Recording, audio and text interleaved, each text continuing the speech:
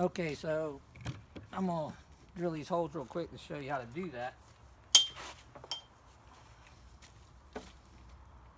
You can use different wood bits for doing this. The ones I'm using, which they're not really designed for this too much. I mean, they're great for recessing the hole, but they're not intended to go all the way through the hole because they don't want to come back out. So I'm using a Forstner Bit Set. So I just need a big enough hole that I can get my Sawzall blade through. And there again, I don't have to be on the line. I can be up here or somewhere close to it. That'll work just fine.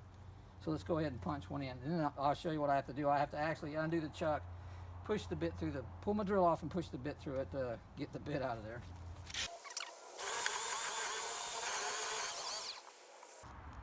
Now a smart move would be to unplug it before you try to loosen up the chuck.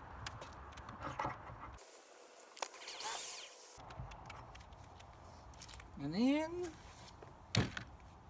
like I say, if you're using a regular wood bit designed to go all the way through the material, you wouldn't have to do this. But sometimes you make do with what you got instead of making another trip to the hardware store and losing all that time. I mean, this is a little bit more aggravation, but not that much. Okay, let's punch another one in down here.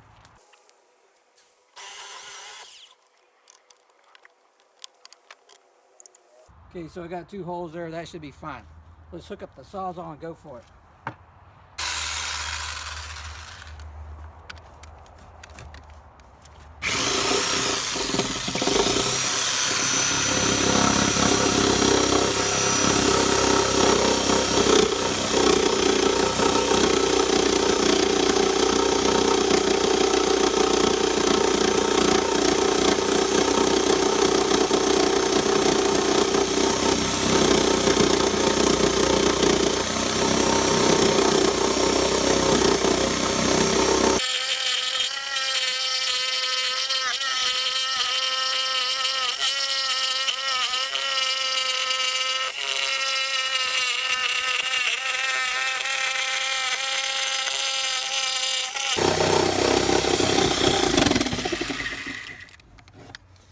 Before I pull it out, or you notice I stopped it, that's to keep it, if you try to pull it out while it's going, more than likely the end's going to hit there and just bang, bang, bang, really bang on you. So turn it off before you pull it out.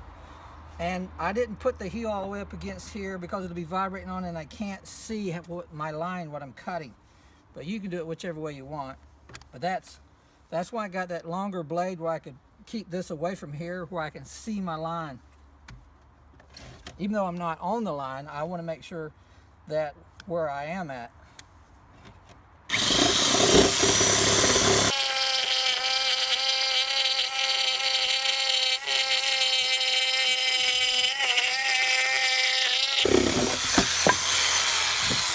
Yeah, when that popped out and so the blade come out and bounced on there, that's what I was talking about. Okay, so I'll do the same thing like I did this one. Use my angle grinder with my Lancelot disc on there and bring it up to that line. And you notice when I was cutting, when I was up here, I had it angled like that. And as I come around, I was angling it in instead of trying to keep it perfectly straight, because when you do that, more than likely you'll be taking, there again, more off the back side than what you want. So it's better to leave it a little extra. You can come back and clean it up. So that's what I was doing. And as I come around and I'm actually turning the blade, I was keeping the angle more like this instead of up here where it's a 90 degree. So I did that all the way around, and when I was up here, instead of being angled like here, I was over here and angled it. And like I say, I'll clean this up with the other things instead of trying to get it on the line with this. Because if you do, I'd almost put you money, you're going to take more material off than what you want if you try to get it the first time with this piece of equipment.